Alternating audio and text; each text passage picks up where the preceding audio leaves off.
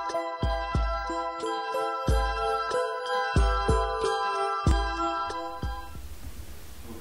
we're sitting here today with Xavier's Thornton in reference to his new published book, I Gave Up. He is one of our own, a recent Huntsville native. From what I hear, it sounds like most of your students are looking good for themselves in life.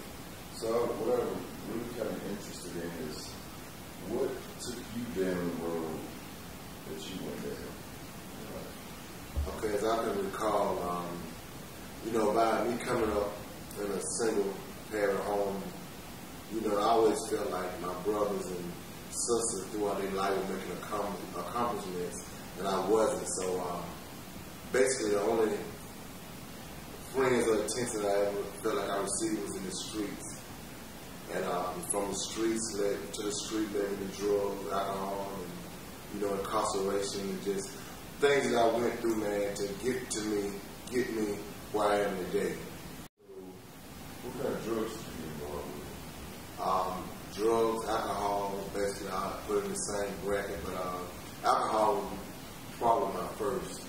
After alcohol, it became powder cocaine addiction. From powder cocaine, it ended up to heroin.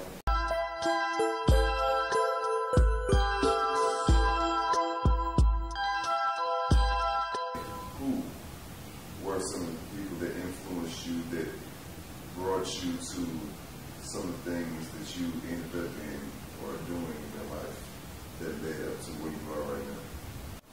Basically, I can say by the age of 14 years old, I met a guy that I spoke over my book named Cato. He was, as we can say, the streets knew him as, classified affairs as a kingpin. And I can say basically after I ran home, the glamorous life that he lived, Mercedes, Jaguars, homes, all female, just the lifestyle there. I mean, I just got attached to it, and I never knew the price that I would later pay for embracing that type of lifestyle.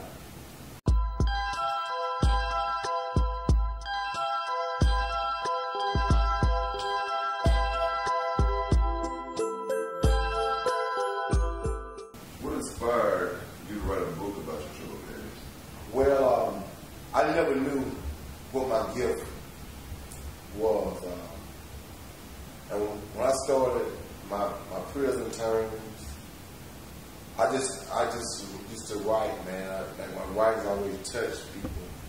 Like I brought males and females back together, like they had broken relationships before they came to prison.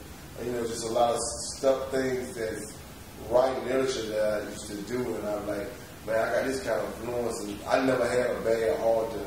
I had bad intention for people with a sober mentality, and I was like, man, if I can do this, if I can help people in the situation I am today with a clear mind, I know if I just continue to collect my data that I had and put it in the world, I could probably help millions and millions of people change their lives.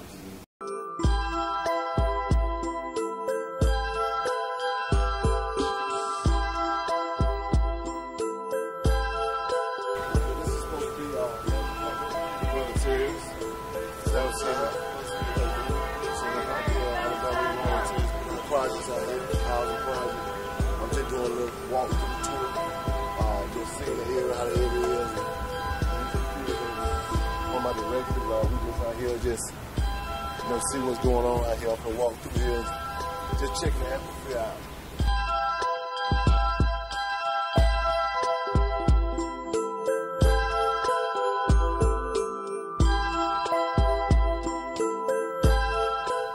Like I said, most of my writings when I was incarcerated, being around some of the most notorious people in the world, I felt like if I could touch those people and those people's families, the people that's out here before they get in that kind of situation, I believe it would do a lot of justice.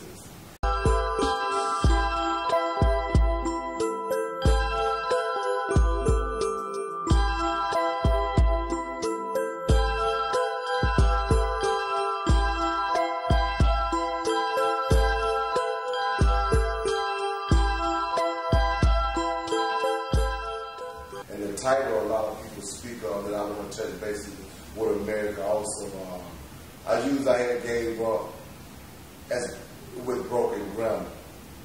Not because I didn't know any better, but at the time when I wrote my book, I didn't know any better of my grammar, which I was supposed to be, I had given up. But from the 7th grade education being my last grade that I completed until I was incarcerated, I later learned that was the term of I used was an inconsistent term of the meaning of the book. By reading your book, do you think that it would change the direction that the youth are heading in today? Do you think that it would change their focus in life, give them some insight? Maybe they might learn from your experiences and decide that the road that is going down maybe isn't the best road for them, and will give them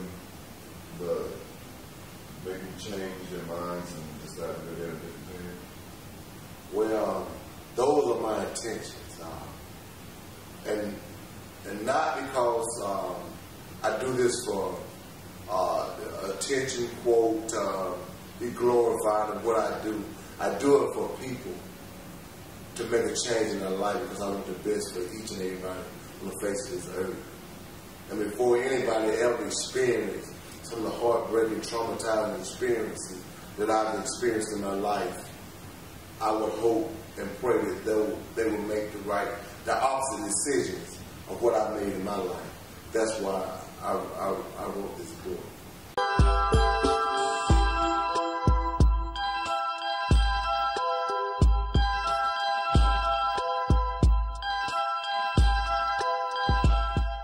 What type of support systems you have during this time while you were trying to make this transition from the street life to the life that you're living now? Like I said, I came from a magnificent family.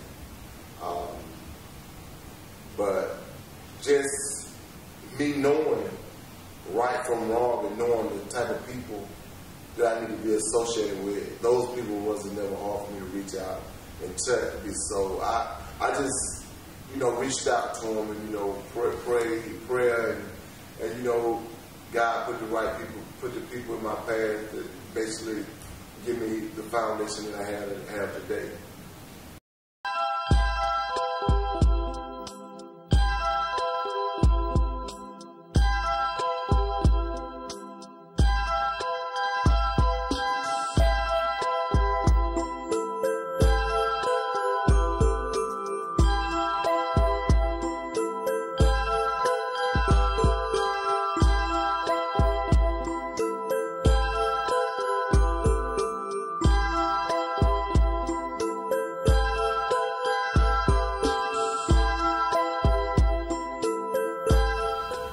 If you hadn't served this time in Georgia State prison system, do you think that your life would have changed, or do you think that you would have carried on down the same road you were on, which would have probably led you somewhere else other than where we are today?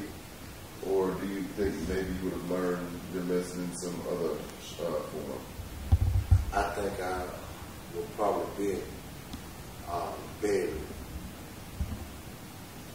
I think prison actually saved my life and saved a lot of other people's lives. I'm in the process of me in the world such as I was. It's just a part of life that God allowed me to invade.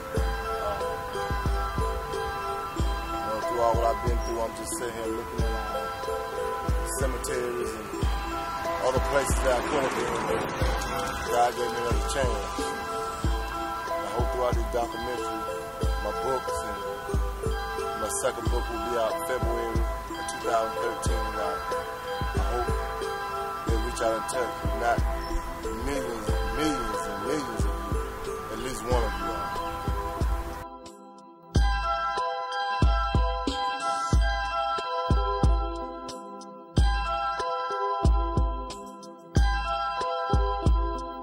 Collectively speaking,